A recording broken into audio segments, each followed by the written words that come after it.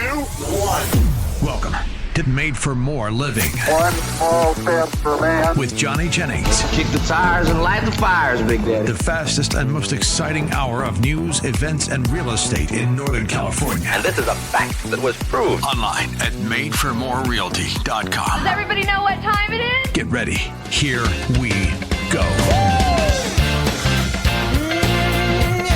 So Matt, Dave Ramsey would be proud. You know how he always talks about having no credit score. Do not want a credit score.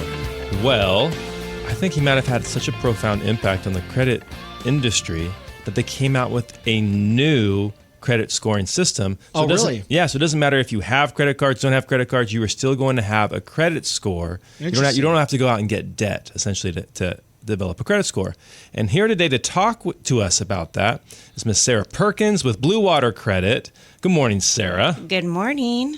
So talk to us a little bit about this new scoring model that's rolling out. And let's start with kind of how it came to be. Like why is there now something challenging FICO?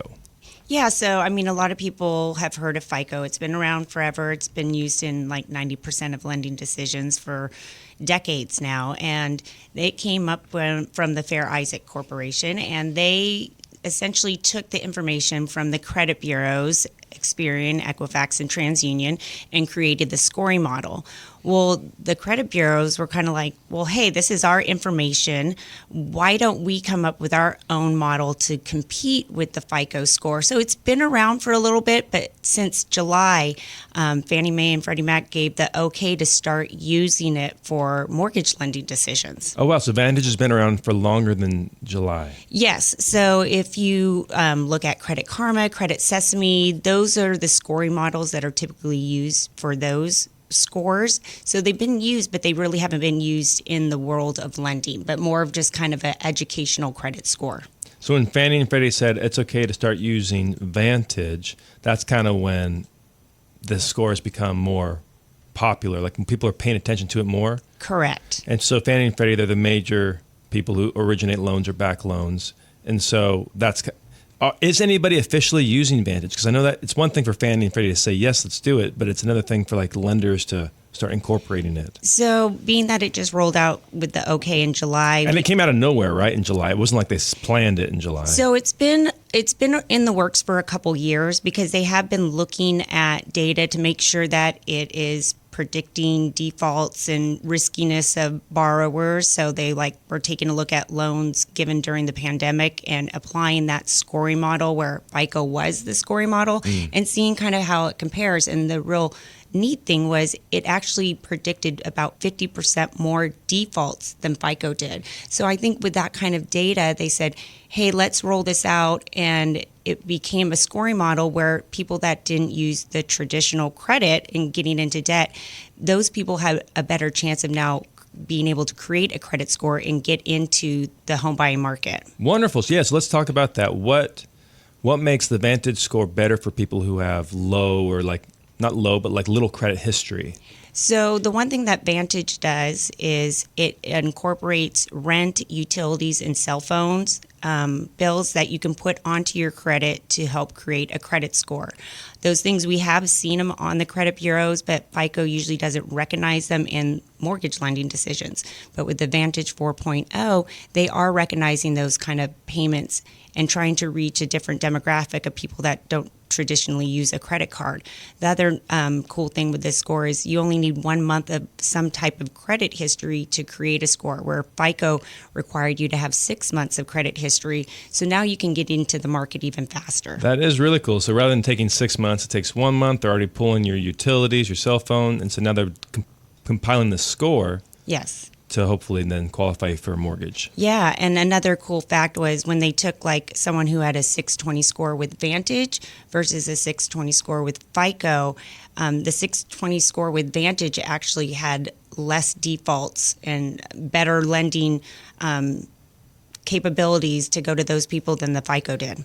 That's a good point. So are the numbers the same? The numbers are the same as far as what the range is, but they do kind of look at different. Well, they look at the same things, but they weigh those things differently as opposed to credit utilization, payment history. So they assign different weights to those categories, which can help fluctuate the score to go one way or another. So like a lot of like FHA type lenders or loans, you need some, and I'm not a lender, I just pretend to be one on radio, but a score above 580, 620, somewhere around there. Are those the same kind of guidelines with the FICO score versus the, because I understand what you're saying, like, so they are weighing different things differently. So Yeah. A late payment might be weighed less with Vantage than with FICO. The length of time that you've had credit might be weighed differently between FICO Correct. and Vantage. But would they still qualify with the Vantage score at 580, or would that number have to be higher? See, I don't know if that's going to be left up to the individual lenders or Okay. FHA, but Too soon to tell. Yes, too soon to tell. But right now, if you go head to head with like a 620 score, you're better off choosing someone with a Vantage 620 score than a FICO 620 score. That's so crazy. Yeah. So crazy. Okay, so Dave Ramsey, you may be having a positive impact overall. People can just use their utility bills, which they're going to have, cell phone bills, which they're going to have, and they don't have to go out and essentially buy a credit card or get into debt. Correct. Or start building that credit score. Well, when we come back, we will be talking about. Actually, let's not come back. Let's just keep going. Okay. FICO's fighting back because what happened was, as you briefly explained, TransUnion, Experian, Equifax, they're pulling the data. FICO has been using that data for a long time to create this score that we're all familiar with, our FICO score. But now those three credit bureaus are saying, no, you know what, we're going to create our own score and we're going to call it Vantage. And FICO doesn't like that very much. So what's FICO doing? Yeah, there's a little bit of drama going on in the credit world right now. So a couple things that FICO did is they are now saying that they're going to incorporate buy now, pay later type of accounts onto their scoring model. So like the Klarna type of The a thing? Klarna, the Affirms, the Afterpay. So again, they're targeting a demographic maybe that doesn't traditionally use the credit card, but trying to use these type of mini loans to help people create scores. So again, one thing that they're trying to do to compete with the Vantage score. Another thing that just came out, I think it was like 2 weeks ago. Typically, a lender would go to the credit bureaus to pay to get the credit report and the credit score. And that information is ultimately from FICO. Well, FICO said, you know what? No more. We're cutting out the middleman, and you guys can come straight to us and pay us for those credit reports and credit scores. They're offering it, I think, for a little bit of a discount, trying to push people more towards staying with the FICO score as opposed to the Vantage. And then you got Equifax and then fought back and said, well, hey, we're going to give you the Vantage score for no cost at all. So it's kind of really shaken up, and we'll have to see how it turns out. Credit wars. Yes. Oh my gosh. But at the end of the day, I think this is good for the consumer from how I'm being explained. Yeah, correct. I think it's creating a healthy competition. FICO has had a monopoly on the industry for way too long. Again, they haven't been able to incorporate people that are rural areas, maybe the younger generation that are maybe just hesitant to get into debt. Again, thank you, Dave Ramsey, There you go. for that. But that doesn't mean that they are risky borrowers. And so I think this is going to be good for the home buying industry in a whole, because you're going to have more qualified people that are going to be able to go out there and purchase a home. More qualified and better qualified, like you said during the pandemic, Yes. 50% higher, was it delinquencies or bankruptcies? They were able to predict 50% more defaults. Defaults. And then right now, when you look at the two scores, they probably are 4% better at determining who's risky and safe between the FICO score, which doesn't sound like a lot, but when you're talking about millions of loans, that 4% makes a big difference. Absolutely. So a lot of people are worried about an 08 happening again, like loosening credit restrictions. Anybody can get a loan, but that's not what's happening here with Vantage. They just have figured out a better way to unlock more potential buyers who are still very qualified, who can still legitimately make the mortgage payment. It's just now we're looking at the problem differently. Yes. So now more people can qualify. Correct. Wonderful. And then this is also good for buyers who are like on the bubble or maybe have last minute things coming up on that pop up on their credit score, because you said it can sometimes take longer to get things removed with FICO or to build a credit score with FICO. So one thing that Vantage was trying to do was not penalize the consumer for like these one-off late payments. It happens. Someone misses one payment because life happens. The auto pay got mixed up. We've seen people where the mortgage increased because the escrow account wasn't covering enough, and then they weren't paying enough for their mortgage payment, and it became late. So that's where Vantage stepped in and say, hey, we're not going to penalize you because one missed payment can drop your score 100 points with FICO. I think I was telling you a story. I had a gentleman out of the Bay Area, had a $1.8 million loan, qualified for it. So starter home in the Bay. Yeah, of course. Yep. And so he's getting ready to close. And just like every home buying process, they check your credit one more time before you close. And unfortunately, all of a sudden, there was this brand new collection that popped up for an AT&T wireless account. And he had no idea what it was. Unfortunately, he was so far into the process, he wasn't able to back out. So he had to take a higher interest rate, and his mortgage essentially went up by $1,000 a month. Ouch, for sure. So then he came to us and said, well, I don't want to keep paying this extra $1,000. I need to take care of this collection. So I was able to negotiate the amount down, plus get a deletion. So now his score has bumped back up 100 points, and he's working with his lender on how quickly he can refi. Crazy. Yeah. And so does that happen often, though, like the whole random thing popping up? It does, especially when you're talking about these Comcast, wireless, type of accounts, because they're notorious for being placed with a collection agency. That collection agency will report on your credit report for a couple months, and then they will pull the account back from that particular collection agency and then place it with someone new if they aren't able to collect it. Well, if you're not checking your credit regularly, which most people aren't, you might not even notice that that's happening. So maybe with this gentleman, when he went to go qualify for the loan, it was in that in-between process where it wasn't reporting on his credit report, and then it happened to get placed with a new agency and then popped right back up. Man. So those are the type of bills and collections that we always recommend taking care of, because even if we can get them removed through like a dispute process, it doesn't mean it can't be placed with another agency who by law can then re-report it to your credit report. So you can dispute it with one collection agency and then it gets moved to a different collection agency? Correct, yeah. Oh my gosh. So you're saying just pay it, figure it out. Pay it. Hopefully they will agree to a deletion. If they don't, those are the type of things that we work on at Blue Water Credit. Got it. But that's so... Bringing it back to the Vantage, if they were using the Vantage model, that one random little thing would maybe have not impacted his credit score as much? Possibly. That is a collection. They're more forgiving on those one-off late payments, Okay. but there are scoring models out there. If you pay a collection, your score will go up. Right now, like if you pay a collection on the mortgage scoring model with FICO, it's the same as having an unpaid collection. So you're not rewarded for paying a collection off unless it gets deleted. So there are some different variations of, how they count those type of accounts between the Vantage and the FICO models. Well, hey, let's talk about that when we come back. Ways that you can boost your credit scores, ways that Blue Water helps you with all that, and ways that you can do it for free. Back after this.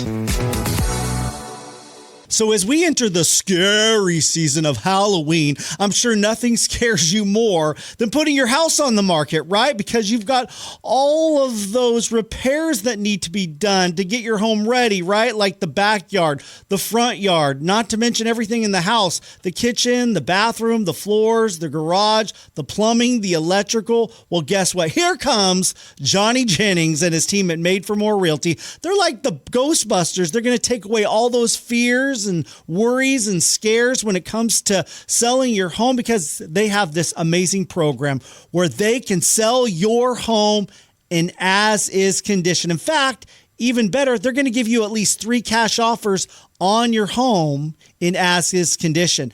That means you don't have to do any costly home repairs, no staging, no organization, no open house. I know what you're thinking. It's too good to be true, but it's not. Many folks have taken advantage of this great opportunity, but it won't last very long. There's a reason why they have over 1,000 5-star Google reviews. It's because they get homes sold fast and for the most money possible. So if you're looking for a way to make it less scary, an easy, simple, fast process, just Google Johnny Jennings with Made for More Realty and find out how you can get more for your home. This is Made for More Living with Johnny Jennings. Online at madeformorerealty.com. So we are back with Sarah Perkins with Blue Water Credit, the premier credit repair shop in the Sacramento region. right? You guys have like so many reviews. Yeah, so we've been around since 2008. We service all of California. Actually, we service the whole country with the exception of like 2 states that don't allow credit repair. So There's 2 states? I know there's, Georgia, and then there's really strict laws. I believe it's like in Oregon or Washington where that put a cap on the fees that you can charge where it just doesn't even make sense to operate. Yeah.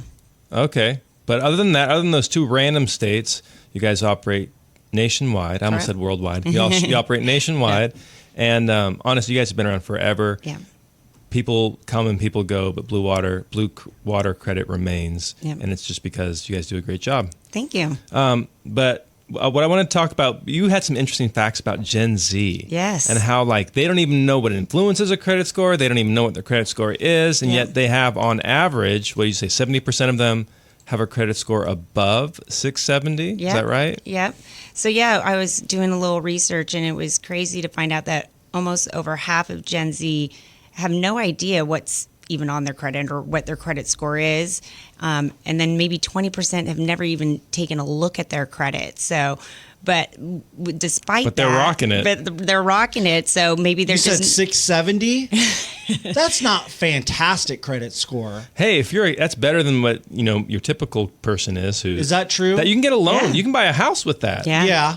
But still, at a young age, we're talking about from 13 to 28 years old, right? So they haven't necessarily had enough time to cure that bad credit. So I would assume it would even be higher. 1997. Yeah. So that's the 1997 to 2012. So they'd be 28 years old. So in my mind, like when Come on, man. I was married. I bought 2 houses by the time I was 28. It's true. But I think it's a different culture now. I don't think kids are as eager to actually get out and make a life for themselves. They're comfortable with parents paying for everything. But at least they have good credit scores. Right, at least. In my opinion, I don't think 670 I don't know if you can answer this, Sarah, but how do they even have credit scores? Like, because this is a FICO credit score? Correct. So they must have some form of a credit card, or maybe mom and dad put them on an account. That's what I do with my kids. I add them as an authorized user to help build credit for them before they're even 18. Well, if you're looking to adopt, I could use some help building some credit. Okay. So to Matt's point though, like they have avenues to generate debt. That's the whole reason why they have a credit score in the first place. Correct. And I mean, with the fact that I know he's saying 670 is not that high, but at the same token, you have to be able to build credit strategically. So there's certain ways to maybe 670 might be a good spot to like land if you have one good credit card, but FICO wants you to have multiple credit cards. They want you to have an installment loan. They want you to have credit that has been open 20 plus years. So it's not necessarily bad, but it could be better, but they don't know how to make it better because they have no idea what even goes into a credit score or where to even check it. Who does though, really? I mean, Blue Water clearly does, but most people don't. Correct. So do you mind sharing, like, kind of, at least for FICO, if somebody's looking to improve their credit score, what are some easy steps they can do? What's influencing their negative score? Things like that. So yeah, let's start with what actually makes up a credit score. So there's 5 components of it. Number 1 for FICO is going to be your payment history. So are you making your payments on time? Do you have collections? Do you have late payments, bankruptcies? All those things are going to be a driver of that 35% of your score. So, wow. So 1/3 of your score is payments. Correct. So this is why when you miss one payment, it can tank 80 to 100 points overnight. So that's why it's so important to keep that payment history as clean as possible. Okay. Next, 30% is going to be your credit utilization. So that's where you're looking at what your balances are compared to what your credit limit is. So I think people have a tendency of putting a lot on their credit card and then not paying it off. So you're penalized for that. So where FICO likes to see it is at 30% or below, ideally at 10%. So if you're talking like $1,000 credit limit, they want you at $100 or less to get the maximum number of points in that category. Even if you pay it off every month? So the thing with paying it off every month is that balance has probably already been reported to the Bureau. So it gets reported when the statement comes out. So most people pay it after the statement. So it's kind of like this revolving door of paying it off, but you're not really getting the credit for paying it off because you're paying it off after it's already been reported. And then you drive the balance right back up and then pay it off. So there is some tricks to that, which I'll go into as far as how to kind of cheat the system there.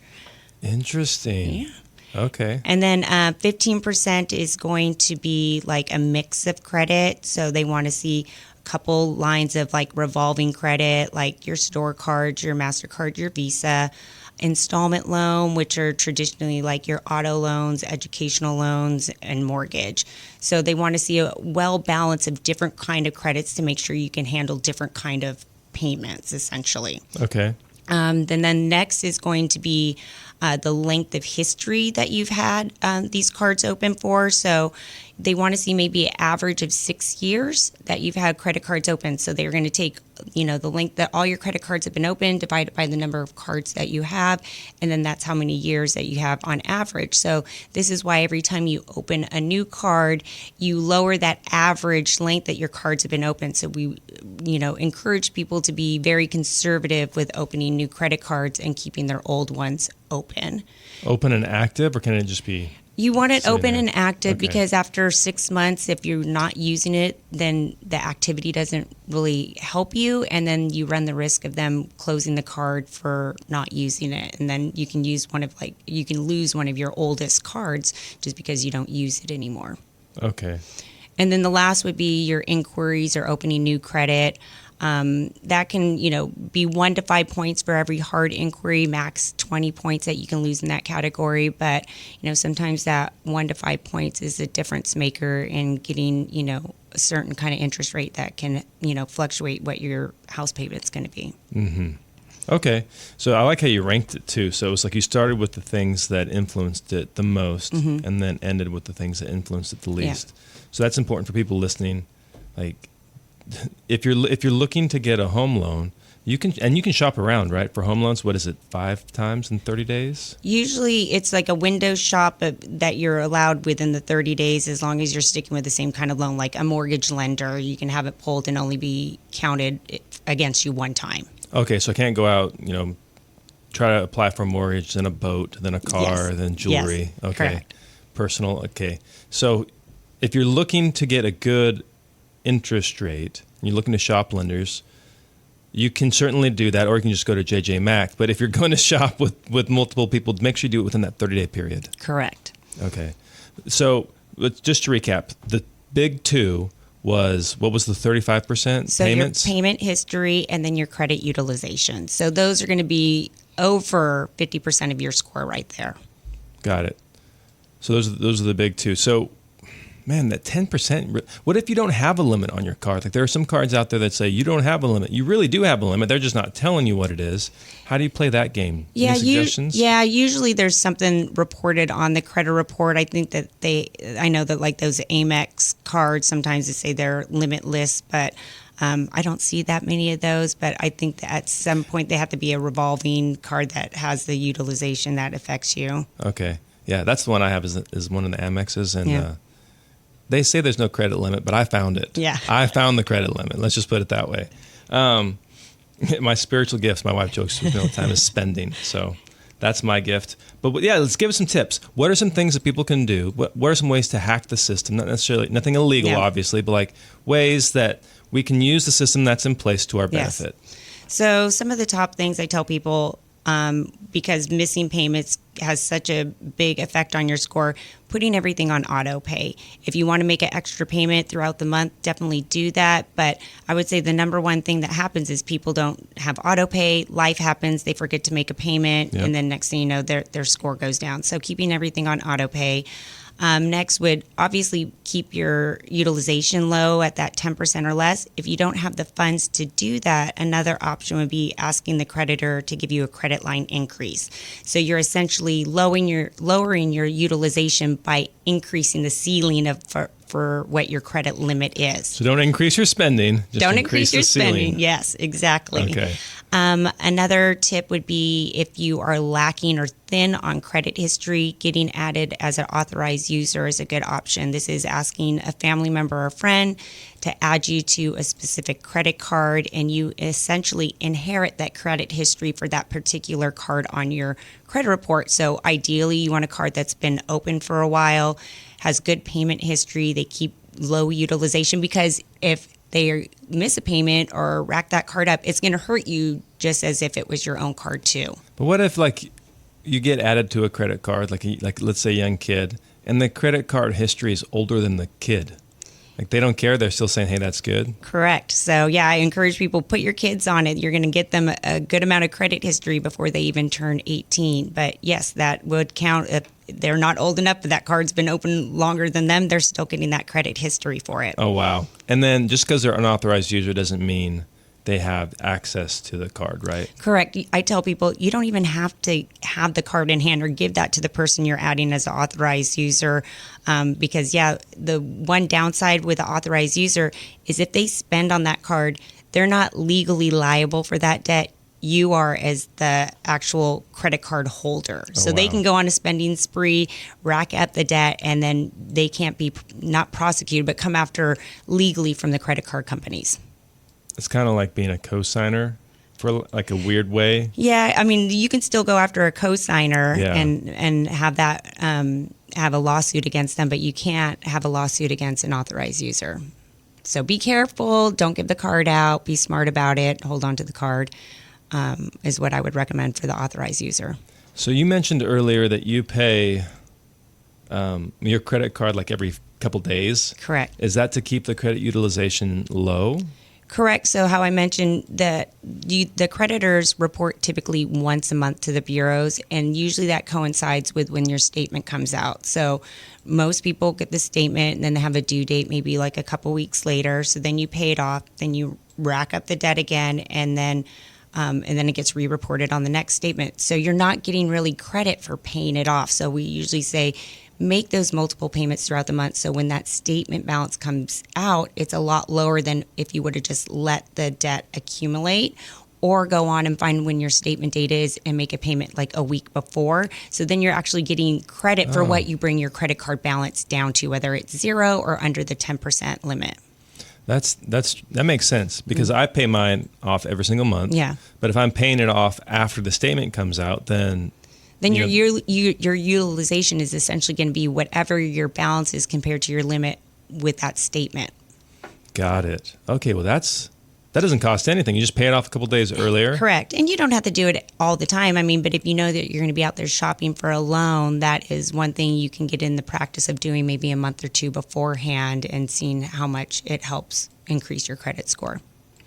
Okay, so you've given us some options. Add people on as an authorized user, diversify your credit amount, keep the balance low, ideally below 10. If you can't keep it low, see if you can increase the limit to help with that. Yes. What if you're trying all these different things and it's just not enough? Like that, you need more help than just what we've outlined here. Like when is a good time to call Blue Water Credit? So at Blue Water Credit, we do help people rebuild their credit. We're mainly working with people that do have derogatory items on their credit, whether it be late payments, collections of some kind of nature, fraud. But we are always willing to do a risk-free consultation, take a look at your credit, and let you know ways that you can improve your credit on your own, and let you know if you have items that are things that we can work on. We also do debt negotiations, so maybe you don't necessarily aren't worried about your credit score, but you have debts out there that are with collections or debt buyers that you want to negotiate down for a lesser amount, don't want to do bankruptcy. That's another service that we offer, as well as we have attorneys that help with any kind of fraud issues. Got it. So it sounds like if you just have questions, just give Blue Water Credit a call. Yes. And they will help you out. What's the best way to reach out to you? Just Google Blue Water Credit or? Yeah, so we have our website, bluewatercredit.com, our number 916-315-9190. We also have a new product out there. It's a free credit boost audit, and you can either find it on our website or yourcreditplanner.com. We'll walk you through uploading your credit report. We'll review your credit report and shoot you an email with like 3 to 5 actionable items of things that you can do on your own that we're identifying by looking at your particular credit report. Well, that's really cool. To increase your score, and then let you know if you do have items that we can possibly work on. And from there, you can just book that risk-free consultation with us. And it doesn't cost anything. So where do they go to submit that? So yourcreditplanner.com. Okay. And then, you do have to pull a credit report, but when you pull your own credit report, it doesn't count as a hard inquiry. It's a soft inquiry. Usually you can do one for $1 for a trial and then cancel it, upload it, and then, we have it reviewed, and then you get a real nice email back with those actionable items specific to you. Where are some great places? Because what I've heard, Credit Karma is not that accurate. If you're looking to get an accurate credit score, where are some good places to do that? So depending on what you're looking to do, so the first one is going to be a free website. If you're not concerned with your score, but you just want to know what's on your credit, because like we talked about, Gen Z's not checking their credit there. I don't know if it's a cost thing or anxiety thing, but I tell people go to annualcreditreport.com. It used to be you can pull one free credit report from each of the bureaus once a year. They now changed it. You can do once a week if you really wanted to. Oh, wow. So that way you can at least see what's on your credit report, because Credit Karma only covers 2 of the bureaus, not all 3, and creditors can report differently to different bureaus, and same with collections. So you kind of want a whole picture of what's on each 3 of those bureaus. So, but unfortunately they don't do a score. Where we do recommend, if you want a score, especially for a big purchase, if you don't have a lender like JJ that you're working with already, go to something like myfico.com. And what they do is they pull from all 3 bureaus and give you all the different scoring models FICO has out there, including the mortgage ones. So essentially we say if you pulled the credit report from myFICO and you had your lender pull it the same day, that mortgage score should match. So you should be able to see what you would have if you wanted to go out and purchase a home, and then you can monitor it. But that one does cost around $60 for a one-time pull, or they do have a monthly subscription as well. Does it impact your score at all? No, not when you pull your own credit. Okay. All right. Well, I like the cheaper option. What was that one? The annualcreditreport.com. Annualcreditreport.com. Don't be fooled by the name. You can pull it every week if you want. Annualcreditreport.com. So you get that info, upload it into... what was your free tool again? The yourcreditplanner.com. Yourcreditplanner.com. And now you'll have this whole package on how I can improve it, how Blue Water can help me, and how I can do things on my own. Yeah, and then links to some of our tools, like if you need a secure credit card, because not everybody is going to have someone that will add them as authorized users. So we have some reputable, companies that we recommend for a secure credit card, or maybe something like a credit builder loan, which is like a savings account you pay into that looks like a car loan or installment loan on your credit. So again, Dave Ramsey would be happy because you're not taking out any more debt. You're paying into a savings account, but it populates on your credit report like a loan. So many great tools. Guys, if you do not remember all these different links, just go to bluewatercredit.com, reach out, and they're going to be happy to help. Yes. Thank you so much for being on today, Sarah. It was a pleasure as always. Yes, thank you. So if you're anything like my parents, you're thinking about retirement, maybe you want to move out of state, or maybe just downsize here in the greater Sacramento area from that 2-story home you're living in, or maybe it's just too big and too much work. Well, reach out to my friend Johnny Jennings with Made for More Realty, because he has a proven record of getting the most money possible for your home in the shortest amount of time. He even has this program where he'll get you at least 3 cash offers on your home in as-is condition. He's trustworthy. He's got great character, integrity, and he's genuine and just a nice guy. So all you got to do is Google Johnny Jennings with Made for More Realty. Just Google Johnny Jennings with Made for More Realty and get more for your home. This is Made for More Living with Johnny Jennings. Online at madeformorerealty.com. A report recently came out, and it is stating that there are about 500,000 more sellers than there are buyers in today's market. Plenty of shopping options. Plenty of shopping buyers. options for buyers. And absolutely more leverage for the buyers, right? More leverage for the buyers. It's what's really scary is that prices are going to have to start. I mean, I don't know how prices do not come down at this point. As long as interest rates stay where they are, unless they drop down into the 3s overnight, I don't see how prices don't fall. From your experience in working with sellers, how are they feeling? What's their emotional state when they hear news like that? What are they feeling?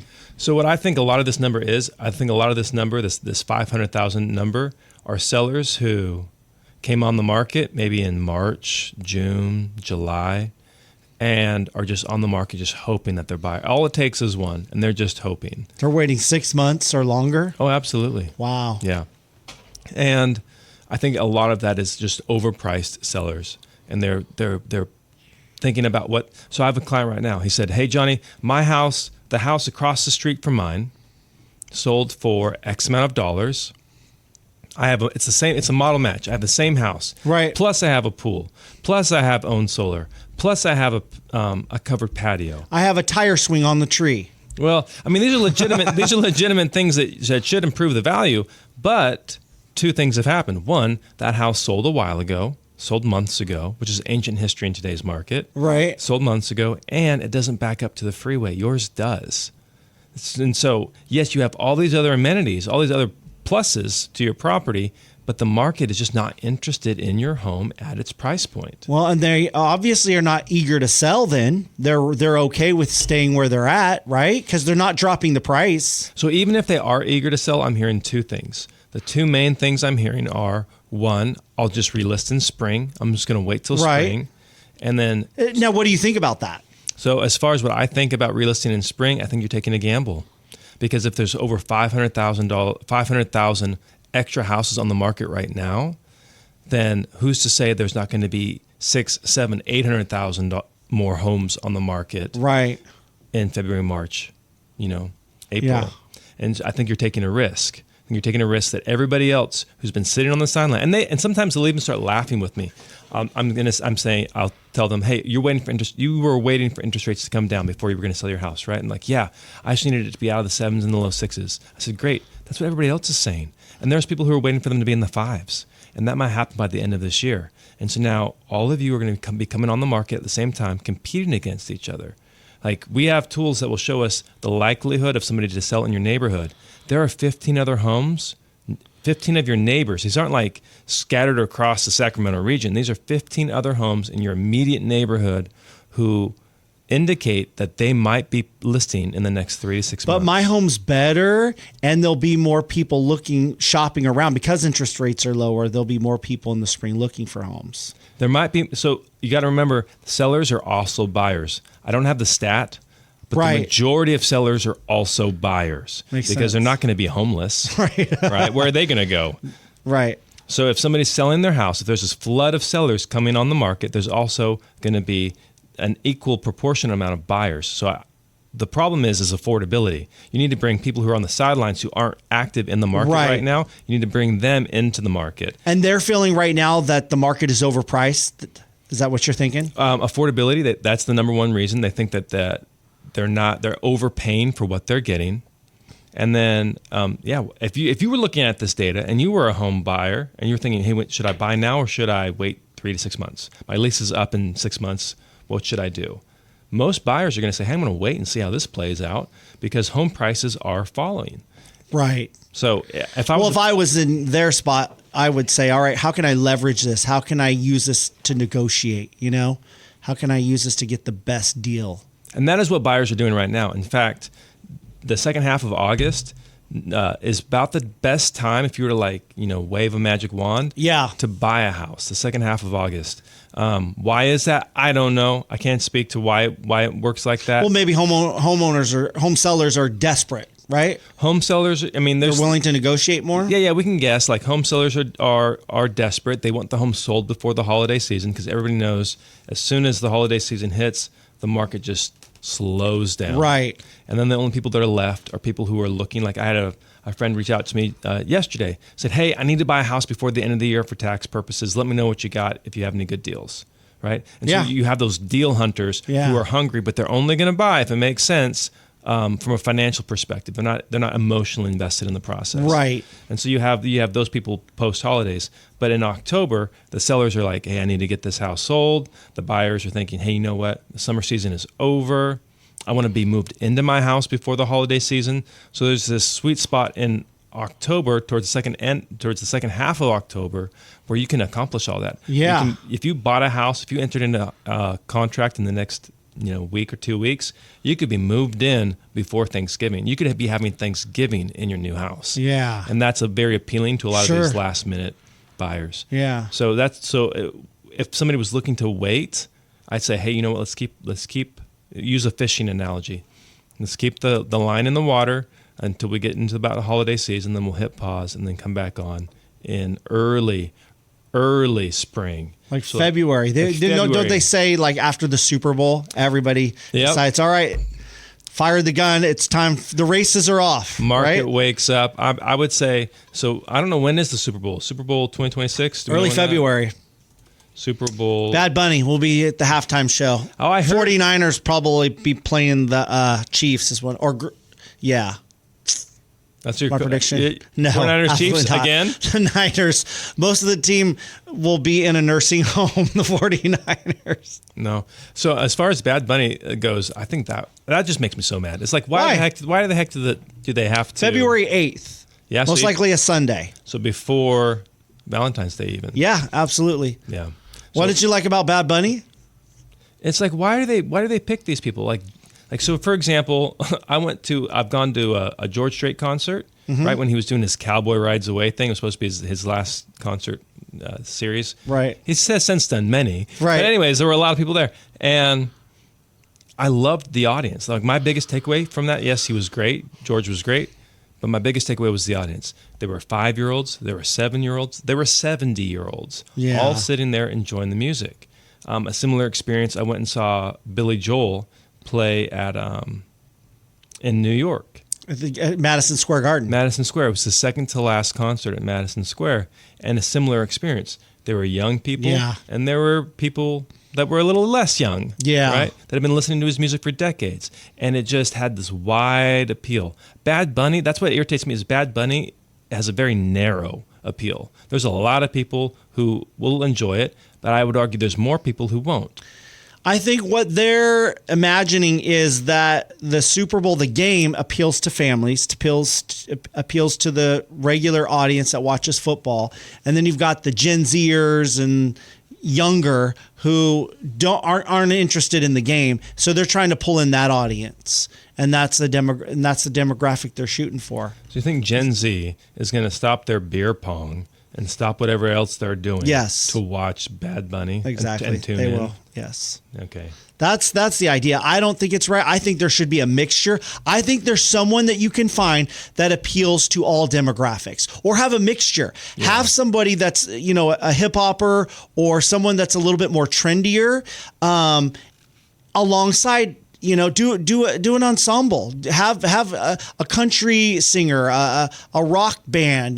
Bring it all together. You can accomplish that. That way, you draw in everybody, all the demographics. Yeah, like 3 different acts. Yeah, because it's like, oh my gosh, I think is it Jay-Z who's producing this thing, and he's pulling in all the artists that he likes. I don't know. It does draw a lot of conversation. A lot of people are talking about it.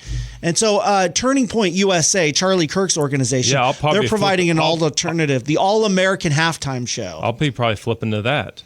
Yeah, you're looking at probably Kid Rock and Lee Greenwood. Is that what they're saying? I would guess, So, I don't know. But I would love to see Carrie Underwood do it as well. I think that could draw some people. Kid Rock and Carrie Underwood, I would definitely tune into that.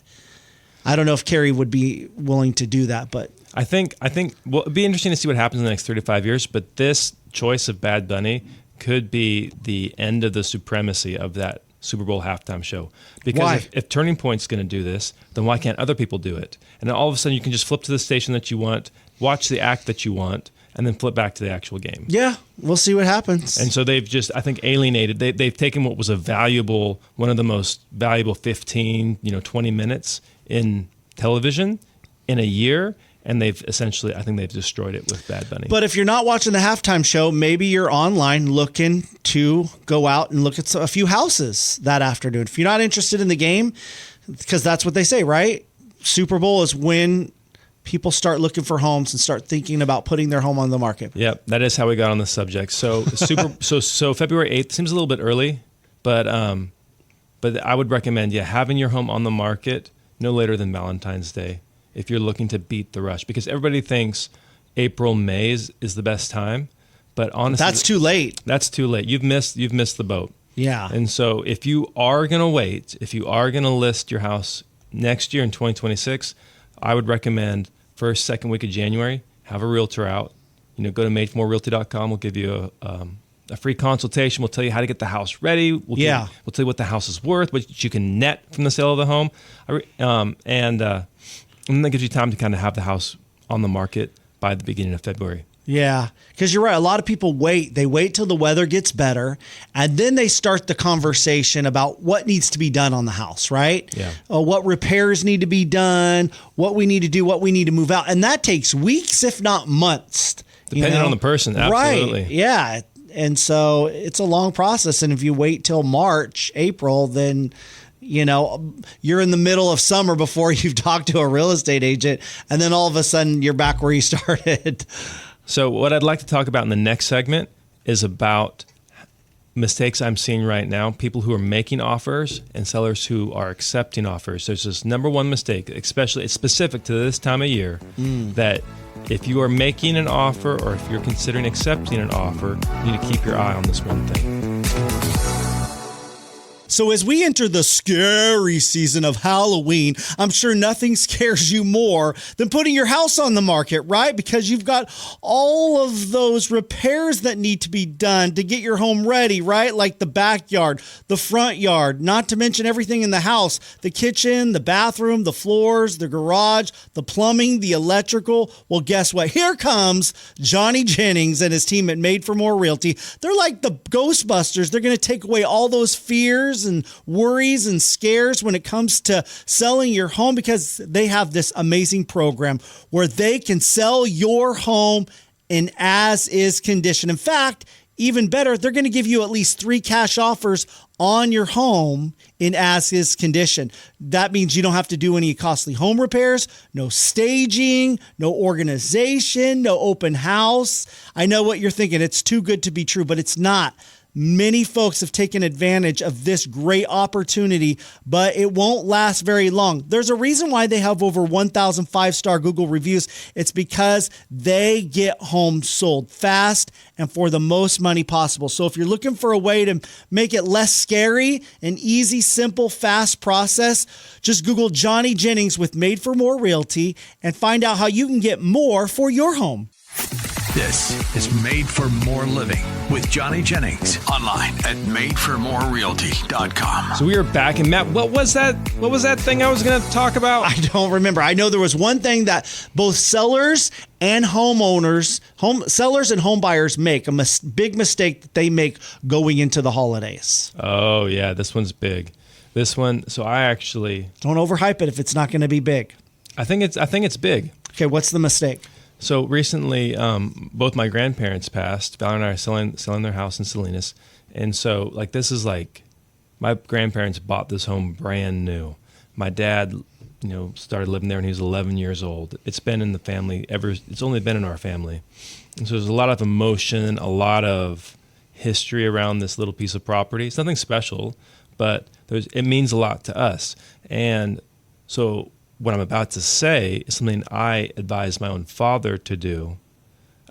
This isn't just a cold, heartless realtor saying this. This is something that even if it was my house, this is what I would recommend. This is how I would recommend you handle the situation. And it has to do with contingent offers. Right now is a tough time for a home seller to accept a contingent offer. So what a contingent offer is, that's when a buyer says, hey, I'm interested in your house. I want to buy your house, but it's contingent on me selling my current residence. I can't afford 2 mortgages. I got to sell that one, and then I can buy yours. And we can even close them on the same day. It's fine, but I need to make sure that that first house sells to buy your house. And the problem right now that I see sellers and buyers making is that sellers are accepting those contingent offers, or buyers are making them. Get the contingency out of the equation. There are so many great programs out there to make it a non-issue. Yeah, we've heard about many of those on the show. Yeah. I think a lot of people are still unfamiliar with them. Buy before you sell, bridge loan. Yeah, so somebody made a contingent offer on my grandpa's house, and the agent was ancient. So old, shaky voice on the phone. He had all of his documents hand-signed, and then it looked like he had taken photos of them and then emailed them to us. He doesn't know, he's just operating like it's 1993, right? And so when all of a sudden we said, hey, here's our lender, they might be able to help you go non-contingent. He didn't understand what was going on. He was unfamiliar with the process. And of course, if he's unfamiliar, if he's uncomfortable with it, he's going to have a hard time communicating its benefits to his clients. And so what I'm seeing a lot of buyers doing is they're making contingent offers. And if you're making a contingent offer on one of my properties and your house isn't even listed, I'm going to say no. There's no Yeah. way. In fact, somebody did. Somebody made an offer on one of our properties, and they said, hey, well, we want 30 days to get our house in escrow, and then we'll begin the escrow process with you. I'm doing the math. I'm thinking, okay, it's already past Thanksgiving, and you're going to let us know at that point whether or not you're actually able to buy the house. So then we have to go back on the market if you're not able to sell your house, and now it's almost Christmas time. That's a horrible decision for my home. But have people done this for years, though? Isn't nothing new? The whole contingency thing isn't anything new, but this time of year is when it's really hard because it's this time of year. It's this thing. Yeah. And then here's what fires me up every single time. So we've actually had 2 or 3 different offers come through on our listings, different listings, and with the same contingency in place. And we counter them and say, hey, we're happy to do this, but we need the contingency to be shorter or no contingency on the sale of your home. Okay, we need that. If you need help doing that, we have lenders that can help you with this. Right. And you know how all 3 of them responded? All 3 of the agents came back and said, well, we're not sure we can even get the house on the market and sold in that period of time. Hold up. You just made an offer. You wrote this beautiful email about how your house is going to fly off the market and how it's a shoo-in. We should accept your contingent offer. And now that I'm providing any sense of resistance, you're saying, wait, what if our house doesn't sell? So you're wanting my seller to take all the risk while your buyer takes their sweet time getting the house on the market, trying to get their high price, then finally doing a price adjustment. Meanwhile, the clock is ticking and my seller is losing equity. Yeah. And so if you're looking to make an offer on a home right now, go non-contingent. Reach out to JJ Mack. He can help you go non-contingent. His office was the #1 office in Placer County with the buy before you sell program. So it's called the buy before you sell program. Buy before you sell real quickly, program. in less than 30 seconds, how does it work? Real quick. Buy before you sell gets you qualified for your replacement property without selling your current property. I did in like 8 seconds. So you don't need to sell your current property to buy the next one. So reach out to JJ Mack. Buy before you sell. Your offer will get accepted. It will save you thousands of dollars. You won't have to there's no risk to you. You won't have to overbid to get your offer accepted. The seller's going to be happy to move forward with you, and you can be in that house before Thanksgiving. Buy before you sell. If you have any questions, just Google madeformorerealty.com. We're happy to help.